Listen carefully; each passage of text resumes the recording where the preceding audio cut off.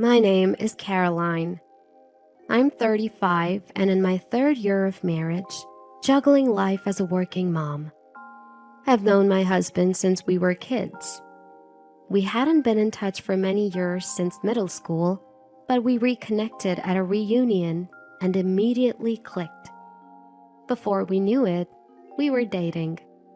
Everything went smoothly in our relationship, and we naturally moved on to getting married. Both of us were in our mid-30s when we tied the knot. So, we were already talking about having kids soon. Then, I got transferred. And guess what? The new office was near my husband's parents. My husband and his folks were thrilled. "Why don't we live together? It'll be easier when you guys have kids," they said. Now, it's not like I have a bad relationship with my in-laws, but I wanted to maintain some space, so I kindly declined. They seemed pretty disappointed. I felt guilty, but figured it's better for everyone to have some boundaries. My husband agreed, or so I thought. Looking back, that was the starting point for everything. Due to my job transfer, we had to rent a new apartment. My husband's commute went from 30 minutes to an hour. I felt bad for making his life harder, but he told me, "We're a team. Don't worry about it."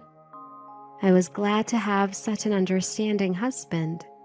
Yet, my in-laws didn't see it that way. "How can you inconvenience your husband for your own needs? A good wife would never do that," they criticized. Exactly. Derek is right. Don't you think you lack a sense of compassion for your husband? Why were they butting in? We had made this decision together. Ever since I turned down their offer to live together, they've been giving me the cold shoulder. "Caroline, did you marry your job or what?" Look, you're not getting any younger. Start thinking about having children. True happiness for a woman isn't found at work. It's in raising a family. Funny, because before we got married, they were all for me continuing my career, saying things like, "If our son is with a self-sufficient woman, we can rest easy." Can you believe how he's changed just because I said we shouldn't live with his parents? At first, my husband used to stand up for me, but now he's like, "Well, what Dad and Mom are saying makes sense. At this rate, what's even the point of us being married?" He's actually started saying things like that. But that's not all. "No, you're too busy to cook? Fine, I'll eat at my parents' house," he says and heads there more often than not. Sure, I've been working late since the job transfer. I've been doing my best with pre-made meals and takeout, but I guess that's not good enough for him. And then, the second I get home, the calls from my mother-in-law start. "What kind of wife can't even prepare a meal? Are you even aware you're married? You're just a freeloader."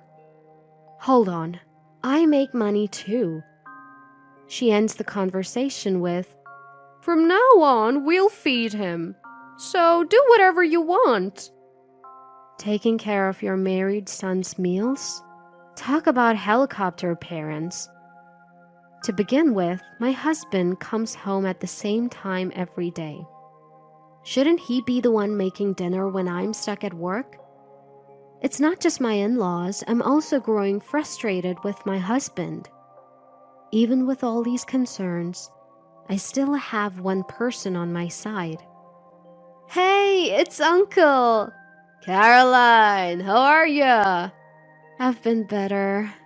"What's wrong? You sound down." The caller was my late mother's real brother. I lost my parents in my 20s, so my uncle has been like a stand-in dad for me. I told my uncle in detail about my job transfer and my struggles with my in-laws. He listened to me intently, and for the first time in a long while, I felt at peace. My in-laws, huh? That's a real piece of work. You're telling me? It's like they're negating everything about me. Your husband's no better. He should be standing up for you. I know, right? It's just awful. When you're troubled or worried, nothing beats eating something delicious to take your mind off it. Come by sometime and I'll treat you to some good food. And bring your husband too. I'll give him a piece of my mind. My uncle owns a restaurant. When my parents were alive, we often dined at his place. Sounds good. We'll definitely stop by soon then. Anytime, Caroline. If you're struggling, call me, alright? Thanks, Uncle. Talking to Uncle made me feel so much better. It was a much-needed relief. One weekend, I was catching up on chores I couldn't get to during the week. My husband, meanwhile, was lounging on the sofa, doing nothing. Hey, can you help out? I'm tired too. Why? You're the woman. You should do it. What kind of logic is that? My mom never made my dad do chores. That's because she was a homemaker. I work full-time. What? You think you're better than my mom? That's not what I mean. You've become so unpleasant. Luco's talking. Ever since he started spending more time with his parents, he's been so hostile towards me. If this continues, our marriage could be at risk. To be a good partner, I decided to adjust my work schedule to come home at a more reasonable time. I figured this would reduce my husband's visits to his parents' house and give us a chance to reevaluate our relationship. I had to admit, I'd been using work as an excuse not to be emotionally available to my husband. From then on, I'd make an effort to come home early, cook dinner, and spend quality time together. Things started to look up. My husband's frequent visits to his parents' house dwindled, and our normal routine seemed to return. Or so I thought. Then came the curveball from his parents. Hey, Mom ordered steak delivery for tonight. Let's go eat there. What? I've already prepared dinner. But they've gone through the trouble of ordering. How could we say no? Well, I guess you're right. So my husband and I reluctantly decide to go to my in-laws'. Getting takeout all of a sudden, doesn't that seem a bit suspicious? Or is it just me who feels this way? Upon arriving at the in-laws, there was a plate from an upscale steak restaurant set out for each person. But there were only 3. Welcome, let's eat, my mother-in-law says cheerfully, as if I'm not even there, only to my husband. Ah, you made it. Today's steak is sirloin. My father-in-law chimed in, not even glancing my way, enjoying his steak and beer. Should I address this? I mustered the courage to speak. Where's mine? Summoning up the courage, I finally speak out. My mother-in-law offers a creepy smile. Well, that's odd. I ordered 4 steaks. Something must be wrong. My father-in-law is too engrossed in his meal to even look at me. As for my husband, he takes a bite of his steak, says, Delicious, then brushes off the issue. Maybe the steakhouse messed up the order. No big deal. Are you kidding me? So I'm the odd one out here. My mother-in-law tells such blatant lies, and my husband and father-in-law pretend not to notice. I'm amazed that adults can act so childishly. But I handle it all with a cool head. All right then, I'll be leaving. No one tries to stop me. Driving home from my in-laws, tears flood my cheeks. All I wanted was to get along with them. Why do I have to endure this? Unforgivable. Absolutely unforgivable. So, I decided to take action in secret. I had to keep up the appearance of being the perfect wife. I made sure to come home on time, prepared meals for my husband, and flawlessly handled all the chores. My husband continues to have dinner at his parents' house and sometimes even stays overnight. Our marriage is obviously on the rocks, but I stick to my role as a devoted wife. I'm waiting for the perfect opportunity, and it finally arrives. One day off, I get an unusual call from my mother-in-law. It's been a while. How about some steak? I ordered delivery. It's rare for them to reach out to me, but I already knew what they were after. Even with my mean-spirited mother-in-law's devilish tone, I responded pleasantly. Thank you. We'll be there, I say politely. My husband and I head to my in-laws' place. When we get there, sure enough, there are only 3 plates of steak. Well, just as I expected. When things go exactly as planned, it actually makes it easier to handle. Where's mine? I ask, just like before. Oh, that's strange. I swear I ordered 4. I almost laugh at how staged her response is, but I hold back. Are you sure you ordered 4? What? You doubt me? Mother-in-law's gaze sharpens. Sensing the tension, my husband intervenes. Come on, maybe the steakhouse got it wrong. It's happened before. Don't get so upset. You'll get wrinkles. My in-laws burst into laughter at my husband's lame joke. Caroline, you've been looking a bit aged lately.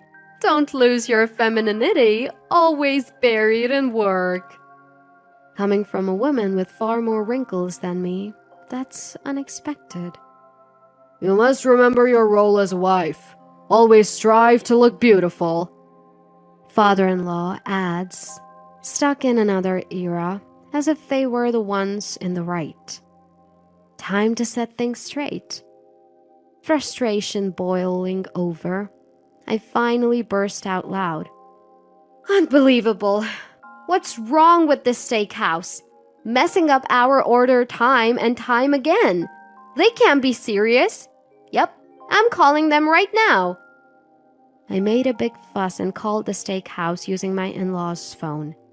Hello? Can't you even take an order correctly? You're always messing up the quantity. Isn't that pretty unprofessional? Thanks to you, I always end up missing out on my steak. How do you plan on making it right? Both my husband and in-laws were speechless at my actions. Okay, got it. We'll be right over. With things settled, I turned to my mother-in-law. The steakhouse wants to apologize. How about we go there right now, mother-in-law? Apologize? Yes. They said they want to apologize in person for messing up our order so many times. They can't come now because they're open for business, so they asked if we could go to them. It's really a rude place, but they're willing to apologize. Let's go. This is just outrageous. Mother-in-law was flustered by my fiery tone, but I didn't care. It's the restaurant's fault, isn't it, mother-in-law? Caroline, you're blowing this way out of proportion. Just stop it. Why should I? They messed up, not me. I've missed out on steak twice now. Isn't that weird? Don't be a Karen. It's embarrassing. A Karen? What are you talking about? I have a legitimate complaint here. Mother-in-law, you surely wouldn't forget to order my portion, right? Yes, of course. Then let's go get that apology, shall we? I pulled my visibly shaken mother-in-law and we headed towards the restaurant.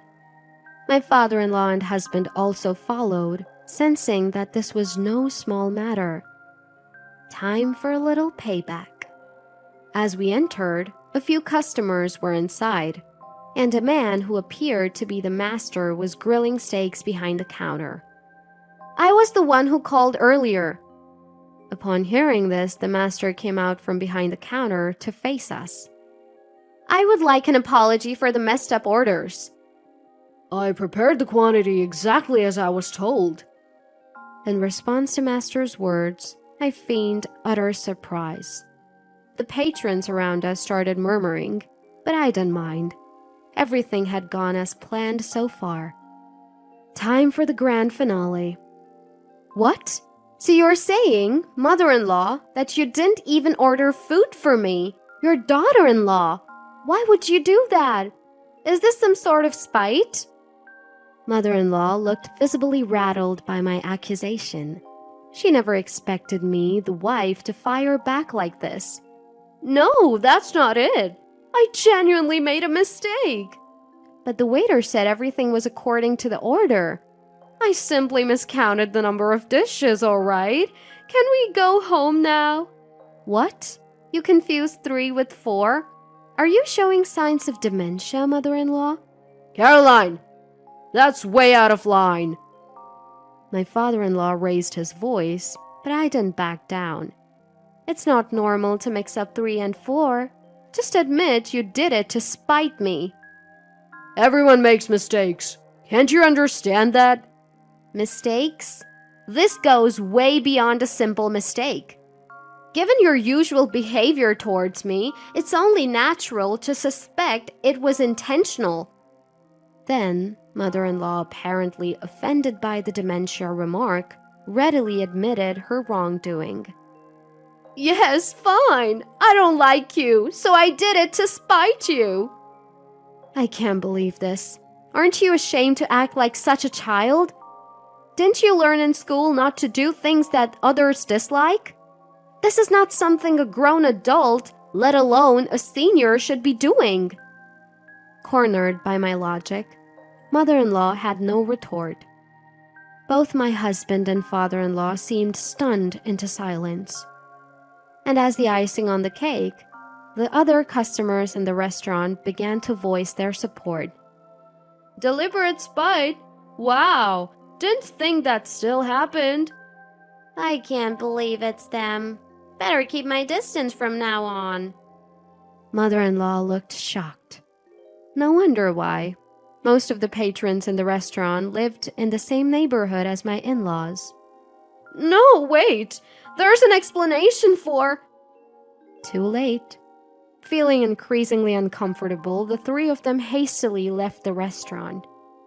"Caroline, that was awesome." Master patted me on the shoulder. "Sorry to drag you into this, uncle." Turns out, the steakhouse was actually owned by my uncle. I initially missed the restaurant's name, but later noticed it on a delivery bag. I'm really lucky, I guess, which made plotting this revenge quite easy. Whenever my in-laws invited me for steak, it was usually on the weekend following their pension payment.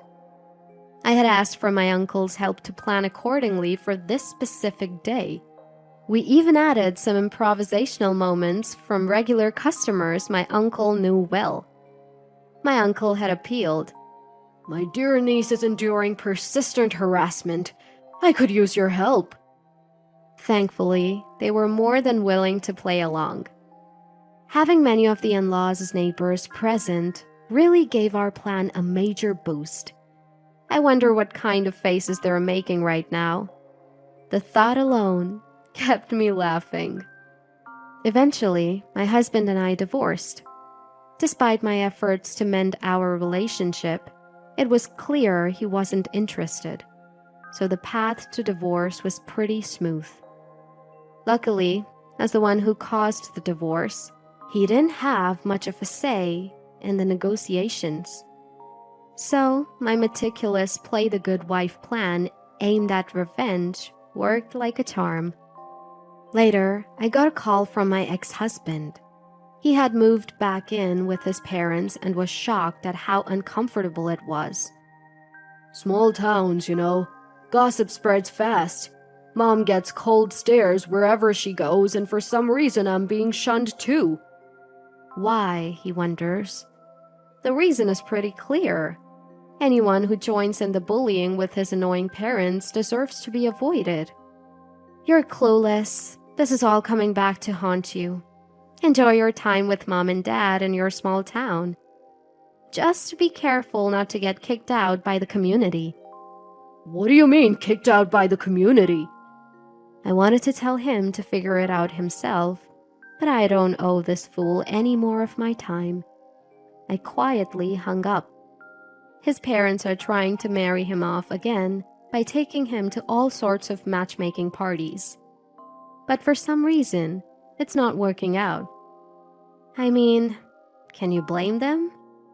Caroline, you've got to find happiness, not just for yourself, but for your late parents too, my uncle said, grilling a sirloin steak across the counter.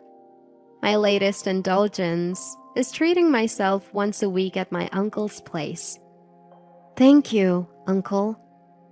I can feel the tears coming. It must be too much pepper. It was a night where my uncle's kindness touched my heart.